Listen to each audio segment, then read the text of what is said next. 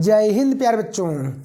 आज हम लेकर चलते हैं यूपी बोर्ड के उन महत्वपूर्ण प्रश्नों को जो कि आपका क्या है कि पेपर में कन्फर्म है रिपीट करेगा। और हम आशा करते हैं कि आप क्या है कि जहां भी हैं जैसे भी हैं स्वस्थ हैं मस्त हैं। तो चलते हैं हम क्या अपने प्रश्नों की तरफ। तो प्रश्न हमारा क्या है कि 6 सेंटीमीटर त्रिज्या वाले एक वृत्त के एक त्रिज्य खंड का क्षेत्रफल ज्ञात कीजिए जिसका कोण 60 अंश है। क्या रहा है कि 6 सेंटीमीटर त्रिज्या है एक वृत्त का, उसका हमें त्रिज्य खंड ज्ञात करना है जिसका एक कोण कितना है 60 अंश है। तो क्या करेंगे मेरे प्यारे बच्चों, लिखेंगे हम हल। क्या लिखेंगे? हल। एक हम बना देंगे इस तरह से चित्र, यह हो जाएगा केंद्र, यहाँ से इसको मिला देंगे और इसको एक कितने अंश का कोण बनाने लगा? 60 अंश का। कितने अंश का? 60 अंश का। इसका नाम ओ दे देंगे, ए और बी। अब ध्यान दीजिए, इसका मान दे दिया 6 सेंटीमीटर। ऐसे आपको पेपर में दिखाना भी पड़ेगा, ठीक है। तो होगा क्या, हम लिखेंगे दिया है। क्या दिया है? क्या किया है? दिया है। क्या दिया है? आर बराबर 6 सेंटीमीटर और थीटा बराबर 60 अंश।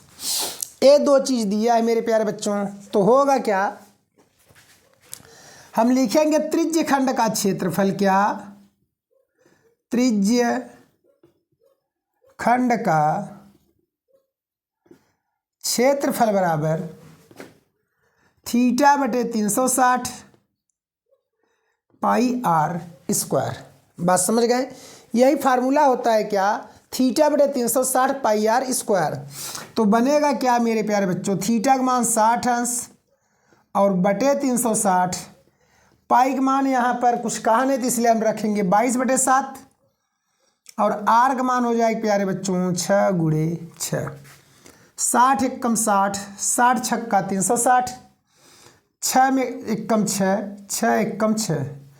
तो 22 गुणा 6 हम करेंगे तो हो जाएगा 22 छक्का 132 और बटे मेरे प्यारे बच्चों आ जाएगा 7, हो जाएगा मात्रक सेंटीमीटर स्क्वायर। ठीक है, अब चलते हैं अगले प्रश्न की तरफ। अब देखिए प्यारे बच्चों, अगला प्रश्न आपका क्या कह रहा है कि यदि बहुपद ax square minus 6x minus 6 बराबर 0 के शून्यकों का गुणनफल कितना है? आपका 4 है। तो a का मान बताइए। समीकरण दिया है और उसके गुणनफल का मान कितना दिया है? 4 दिया है। तो कह रहा है a का मान बताइए। तो हम करेंगे क्या ऐसे कंडीशन में, पहले हम लिखेंगे समीकरण को ही। क्या लिखेंगे? समीकरण। समीकरण क्या है? ax square minus 6x minus 6 बराबर 0। तो चलिए, बहुत अच्छी बात। अब हम इसकी तुलना करेंगे तो क्या हो जाएगा? शून्यकों का योगफल गुणनफल अल्फा इंटू बीटा। यहाँ लिखेंगे गुणनफल। ठीक है, गुणनफल आपका दिया है अल्फा इंटू बीटा बराबर कितना? 4। ठीक है, तो लिखेंगे क्या? सूत्र यहाँ लगा देंगे। सूत्र क्या होगा? यही गुणनफल का ही। अल्फा इंटू बीटा बराबर होता है फार्मूला आपका C/A। C माने अचर राशि, A माने होता है x स्क्वायर का गुणांक। ठीक है, तो चलिए इसका मान आ गया 4 बराबर C का मान हो गया 6, चिन्ह लगा है माइनस तो हो जाएगा माइनस, और A का मान A ही है। तो होगा क्या, A को हम इधर ले चलेंगे और 4 को नीचे लेते आएंगे। तो बन जाएगा क्या? A बराबर माइनस 6/4, 2 दूना 4, 2 तिहाई 6। तो कहने का मतलब A बराबर हो जाएगा -3/2। यही आपका क्या हो जाएगा मेरे प्यारे बच्चों? उत्तर हो जाएगा। ठीक है, अब देखिए प्यारे बच्चों, आपका अगला प्रश्न क्या है कि कह रहा है निम्नलिखित सर्व समीकरण को सिद्ध कीजिए। मतलब हमें क्या करना है? इसको प्रूफ करना है, सिद्ध करना है। तो क्या होगा? कह रहा है कोसेक थीटा माइनस काट थीटा का होल स्क्वायर बराबर 1 माइनस कास थीटा बटे 1 प्लस कास थीटा।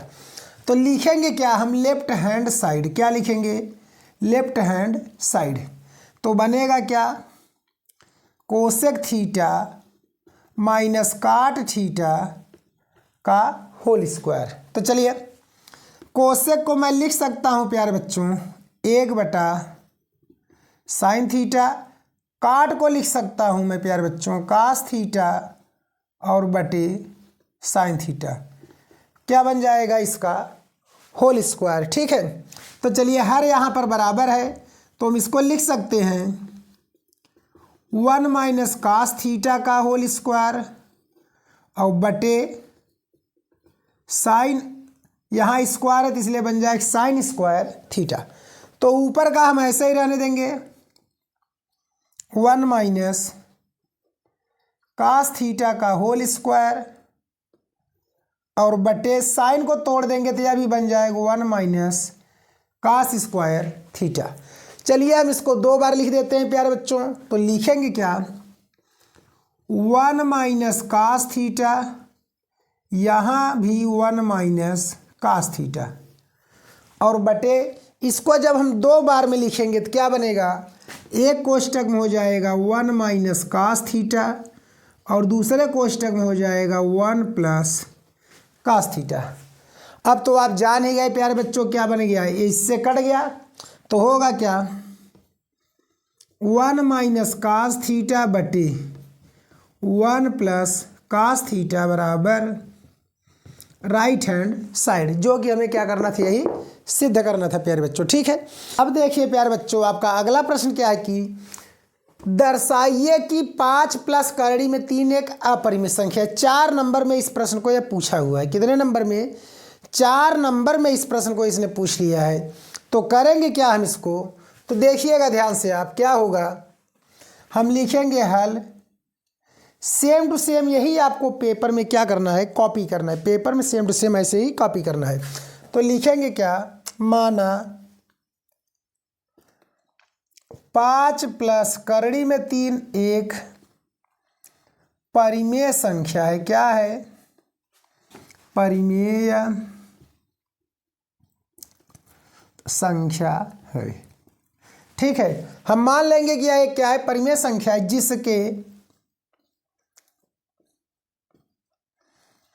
2 सहअभाज्य गुणनखंड, सहअभाज्य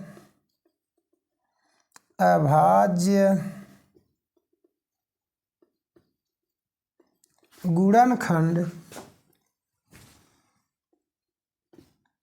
ए और बी है। हम कहेंगे क्या, जिसके 2 सहअभाज्य गुणनखंड क्या है, ए और बी है, जहां बी बराबर नहीं है 0 के, तब बन जाएगा प्यारे बच्चों ए बटा बी बराबर 5 + करड़ी में 3। ठीक है, तो होगा क्या, चलिए 5 को इधर ले लेते हैं तो बन जाएगा क्या, ए बटा बी -5 बराबर करड़ी में 3।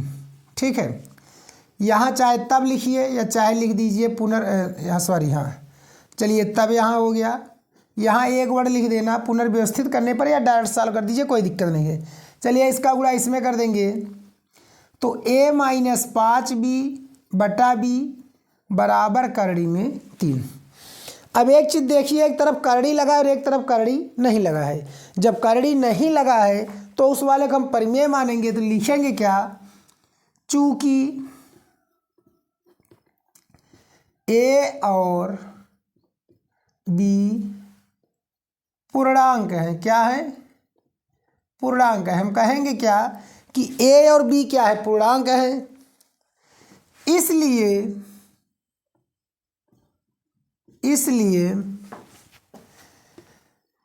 a - 5b बटा b एक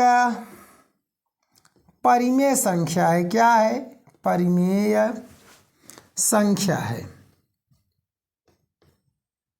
एक क्या है, परिमेय संख्या है। अतः करड़ी में 3 एक परिमेय संख्या है। ठीक है, यहाँ तक तो लिखेंगे, फिर आगे लिखेंगे स्टेप, परंतु हमें इस तथ्य का विरोधाभास प्राप्त होता है।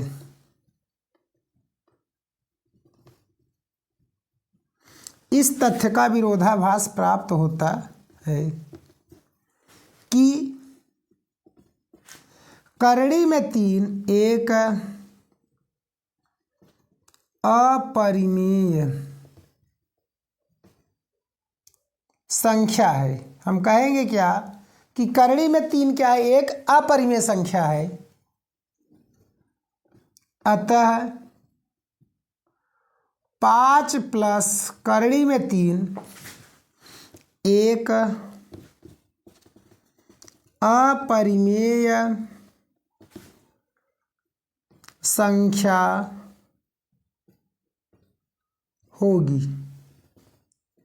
ठीक है, 5 प्लस करड़ी में 3 क्या हो जाएगी, एक अपरिमेय संख्या होगी। ठीक है, तो मेरे प्यारे बच्चों, अगर आपको हमारा वीडियो अच्छा लगा हो तो हमारे चैनल को सब्सक्राइब, वीडियो को लाइक शेयर कमेंट जरूर करें। ओके, जय हिंद।